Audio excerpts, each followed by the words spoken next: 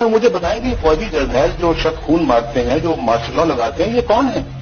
ये पाकिस्तान के ठेकेदार हैं? ये हर मामले में कूद पड़ते हैं। इनका क्या काम है? ये अपने डोमेन में क्यों नहीं रहते?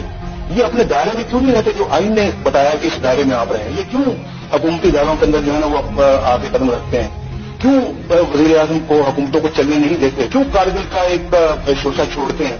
क्यों पाकिस्तान के एक जिसने एटमी प्रोग्राम की बुनियाद रखी उसको फांसी पे तख्ते पर लटकाया, जिसने एटमी धमाके किए, पाकिस्तान को एटमी हुकूमत बनाया, उसको मुल्क बदल कर दिया, उसके खिलाफ उसको गिरफ्तार किया, उसको हथकड़ियां लगाई, उसको काल कोर्ट में किया। आप देखिए, आप ये भी कहें कि जनाब मेरी बहुत सारी जर्नैलों से नहीं बनती, मेरी क्यों नहीं बनती? क्योंकि मैं किसी फौजी चीफ ऑफ आर्मी स्टाफ को सुपर प्राइम मिनिस्टर बनने का रोल कबूल नहीं कर सकता था। मुझे अपने आप को पाकिस्तान का सुपर प्राइम मिनिस्टर समझे।